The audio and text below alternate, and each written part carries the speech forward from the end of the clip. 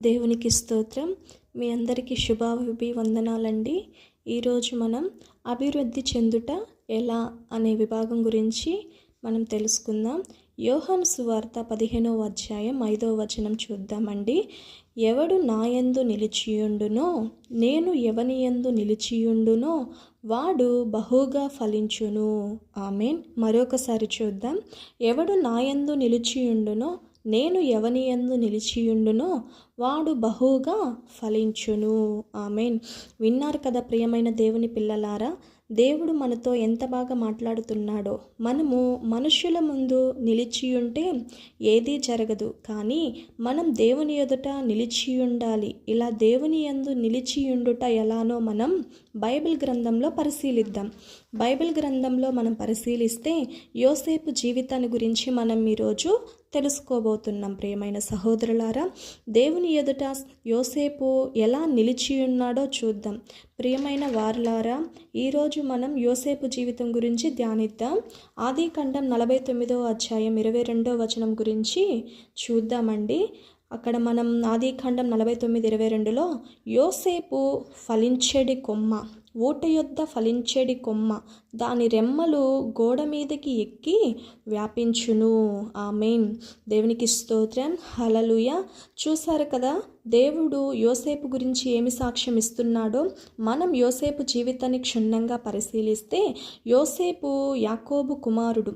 యాకోబుకు 10 మంది కుమారులండి. 12 మంది కుమారులండి. వారిలో చిన్నవాడు 12వ వాడు యోసేపు. యోసేపు లాస్ట్ వాడు కాబట్టి యాకోబుకు వీళ్ళందరికంటే కొంచెం అధికమైన ప్రేమ, కానీ వాళ్ళ అన్నలకు అది అసూయ.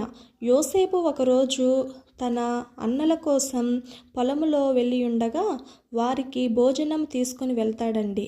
తీసుకువెళ్ళి వాళ్లకు ఇచ్చి ఆ ముందు రాత్రి తనకు పడిన కలను తన అన్నలకు తెలియజేస్తాడు. అదేదనగా, అన్నలు, నా కలలో మీరు, దేవునికి స్తోత్రం, హల్లెలూయా. ఒకసారి అదే మనము చూస్తే, బైబిల్లో చూస్తే ఆదికాండం 37వ అధ్యాయం 7వ వచనం చూద్దాం. అన్నలతో ఏమి కల చెప్తున్నాడో ఇక్కడ చూద్దాం. చేనిలో పనులు కట్టుచుంటిమి, నా పన లేచి నిలుచుండగా మీ పనులు నా పనను చుట్టుకొని నా పనకు సాష్టాంగపడినదని చెప్పాను. హల్లెలూయా. ఆ మాట యోసేపు తన అన్నలకు ఎప్పుడు చెప్పాడో ఇంకా తన మీద కోపం, ద్వేషం పెరిగిపోయిందండి. తనను చంపాలని ఆలోచించుకొనుచున్నారు. మా మీద నీవు అధికారి వగుదువా అని అతన్ని కొట్టి చంపబోతుండగా, వారిలో ఒకడు మన తోటివాడుగా, వాడిని చంపటం ఎందుకు, వాడిని నీళ్లు లేని బావిలో పడవేద్దాము అని చెప్పి ఆ నీళ్ళ లేని బావిలో తనని రక్తంతో పడవేశారండి. హల్లెలూయా. తన యొక్క నిలువుటంగీని తీసుకొని ఆ నిలువుటంగీని రక్తాన్ని పూసి ఆ యొక్క అంగీని తీసుకెళ్ళి యాకోబుకి, తన తండ్రి అని యాకోబుకి చూపించినప్పుడు అది దాన్ని భావించి తన కృంగిపోతాడండి. యోసేపు నీళ్లు లేని బావిలో పడి ఉండుట ఐగుప్తుకు చెందిన ఫరో యొక్క ఉద్యోగస్తుడును, రాజ సంరక్ష సైనాధిపతి అయిన పోతీఫరునొక ఐగుప్త్యుడు అక్కడికి అతన్ని తీసుకుని వచ్చి ఇజ్రాయేలీయుల యొద్ద అతన్ని కొనెను. హల్లెలూయా. ఇలాగా అతని జీవితం ఒక మలుపు తిరిగిపోయిందండి. ప్రియమైన సహోదరులారా, తన యొక్క విశ్వాస జీవితాన్ని బట్టి, తన యొక్క నమ్మకమైన పనిని బట్టి ఫరో అనే రాజు తనని తన ఇంటికి విచారణకర్తగాను అతన్ని నియమించి తనకు కలిగినదంతయు అతని చేతికి అప్పగించెను. హల్లెలూయా. ఆదికాండం 39వ అధ్యాయం 4వ వచనాన్ని మనం నిదానించి చదవండి. అప్పుడు మనకి బాగా క్లియర్గా అక్కడ అర్థమవుతుంది. దేవుడైన యెహోవా యోసేపును బట్టి ఐగుప్తు ఇంటిని ఆశీర్వదించెను. ఆమేన్. గొప్ప సందేశం అండి. యోసేపునే కాదు, యోసేపు చేసే ప్రతి కార్యమును కూడా తను తలపెట్టిన ప్రతి కార్యమును, తను ఉంటున్న దేశమును కూడా దేవుడు ఎంతగానో ఆశీర్వదించిన విధానాన్ని మనము ఈ బైబిల్ గ్రంథంలో చూస్తున్నామండి. ఇలాగే ఆ దేశంలో తరగని ధాన్యమును యోసేపు దాచి ఉంచాడండి. అనుకోని విధంగా ఒకనాడు యాకోబు ఉన్నటువంటి ప్రాంతంలో కరువు, అంటే భయంకరమైన కరువు సంభవించింది. కనీసం తినడానికి తిండి దొరకడం లేదండి. అప్పుడు ఐగుప్తులో సమృద్ధి ఆహారం ఉందని యాకోబు తెలుసుకొని తన కుమారులను పంపాడండి. హల్లెలూయా. వాళ్ళు అక్కడికి వెళ్ళినప్పుడు వారిని చూచి ఐగుప్తులోనున్న యోసేపు గుర్తుపట్టాడు. వీరు నా అన్నలే అని గుర్తుపట్టాడండి. కానీ వారి అన్నలను తనని గుర్తుపట్టలేకపోయారండి. ఒక గొప్ప రాజుగా యోసేపు ఉన్నాడు. హల్లెలూయా, హల్లెలూయా. దేవునికి మహిమ కలుగును గాక. వారు యోసేపు దగ్గరికి వచ్చి సాష్టాంగపడి నమస్కరించారు. హల్లెలూయా. సాష్టాంగపడి నమస్కరించి, రాజా, మాకు తినడానికి ఆహారము మాకు దయచేసి ఇవ్వండి, మా దగ్గర ఉన్న కట్టెలను మీరు పుచ్చుకోమని సెలవిచ్చారండి. హల్లెలూయా. యోసేపు యొక్క గొప్ప మనసు ఏమిటంటే తగ్గించుకున్నాడు. హల్లెలూయా. తగ్గించుకున్నాడు కాబట్టే దేవుడు యోసేపును హెచ్చించాడండి. తన అన్నలు చేసినటువంటి ఆ యొక్క అఘాయిత్యాన్ని యోసేపు తన మనసులో ఉంచుకోలేదు, కానీ తన మనసులో నుంచి తీసివేసుకొని తన్ను తాను తగ్గించుకొని ఆనాడు చూపించిన దేవుడు ఆ కలను దేవుడు నాకు నెరవేర్చాడు అని జ్ఞాపకం చేసుకుని దేవుని మహిమపరిచిన విధానాన్ని మనము అక్కడ చూస్తూ ఉన్నాం. హల్లెలూయా. తన అన్నలను చేసిన పనికి దేవుణ్ణి దూషించక విధేయత చూపాడు కాబట్టి ఫలించబడ్డాడు. హల్లెలూయా, హల్లెలూయా. దేవుని ఎదుట దేవుని మాట తప్పిపోకుండా నిలిచి ఉంటుందని యోసేపు కనిపెట్టిన విధానాన్ని మనం చూస్తూ ఉన్నామండి. కాబట్టే గొప్పగా ఆశీర్వదించబడి దేవుని ఎదుట ఫలించడి కొమ్మగా యోసేపు ఉన్న విధానాన్ని మనము ఈ యొక్క సందేశంలో చూస్తూ ఉన్నాం. తన అన్నలు ఏమాత్రం కోపగించుకోక ఆ దేశానికి సరిపడనంత అయినా ఆహారాన్ని పంపించిన విధానాన్ని మనము ఆ బైబిల్ గ్రంథంలో చూస్తున్నాము. సెలవిచ్చి ఉన్నది. ప్రియమైన దేవుని పిల్లలారా, దేవుడు అన్నాడు కదా యోహాను సువార్తలో, ఎవడు నా యందు నిలిచియుందునో నేను ఎవని యందు నిలిచియుందునో వాడు బహుగా ఫలింపచేయును. హల్లెలూయా. దేవునికి స్తోత్రం. ఆనాడు యోసేపుకి పడిన కలను దేవుడు ఇక్కడ నెరవేర్చిన విధానాన్ని మనం చూస్తూ ఉన్నాం. ఆ కలను దేవుణ్ణి యోసేపు దూషించలేదండి. ఎందుకంటే తన అన్నలు చేసిన పనికి దేవుణ్ణి దూషించలేదు. కాబట్టి దేవుడు చూపించిన కళ ఎప్పుడు నెరవేరుతుంది అని ఆశతో దేవుని సన్నిధిలో నిలిచి ఉన్న విధానాన్ని మనము చూస్తూ ఉన్నాం. అలా నిలిచి ఉన్నాడు కాబట్టే ఈనాడు ఆయనకు పడిన కళ దేవుని ఎదుట నెరవేర్చబడిందండి. హల్లెలూయా. తన అన్నలు వచ్చారు, సాష్టాంగపడి నమస్కారము చేశారు. ఇదిగో మాకు ఆహారం దయచేయి తండ్రి, ఆహారం దయచేయి రాజా అని బ్రతిమాలుకున్నప్పుడు ఆయన సమృద్ధి అయిన ఆహారాన్ని ఆ దేశానికి పంపించిన విధానాన్ని మనము అక్కడ చూస్తూ ఉన్నాం. హల్లెలూయా.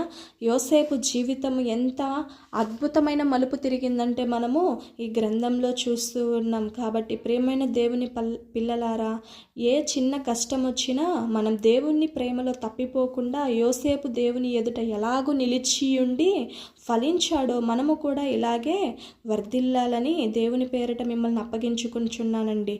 దేవునికి స్తోత్రం. హల్లెలూయా.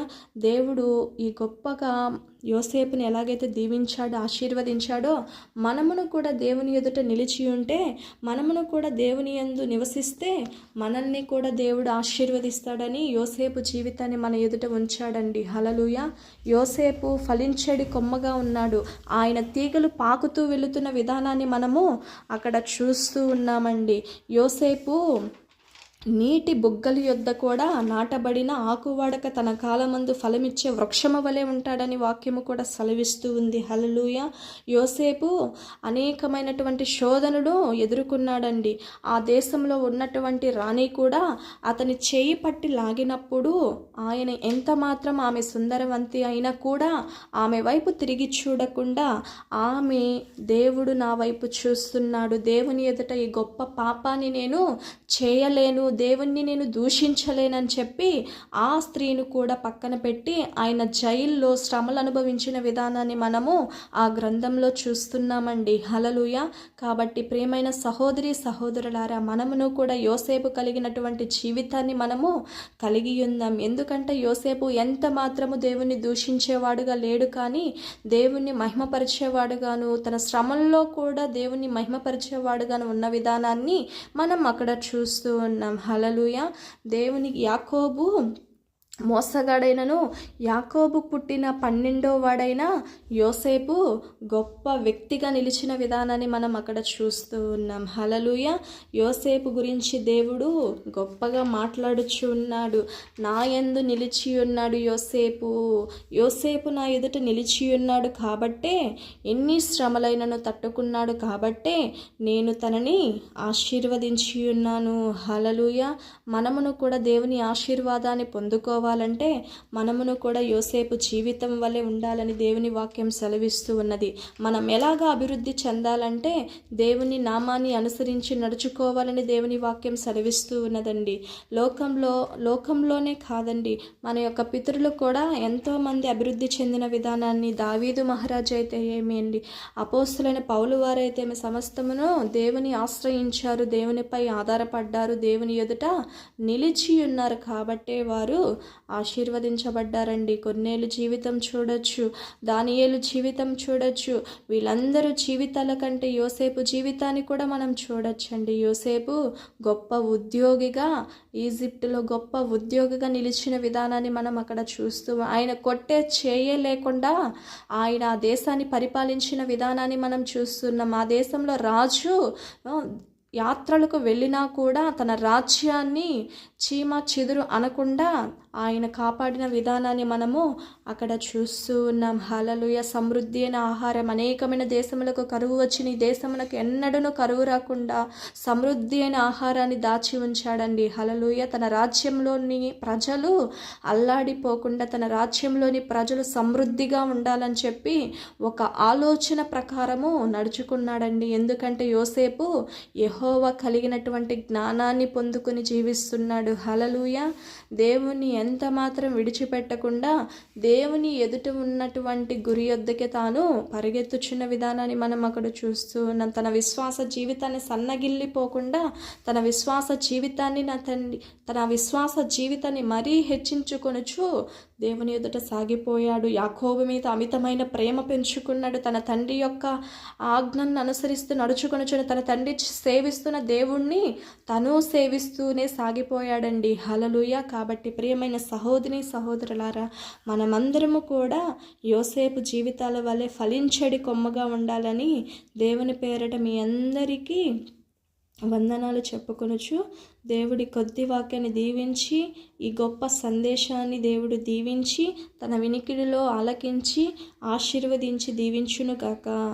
ఆమేన్. దేవునికి స్తోత్రం. హల్లెలూయా. హల్లెలూయా. మీ అందరికీ వందనాలు. ఈ వీడియో మీకు నచ్చినట్లయితే షేర్ చేయండి, లైక్ చేయండి, సబ్స్క్రైబ్ చేయండి. Thank you friends.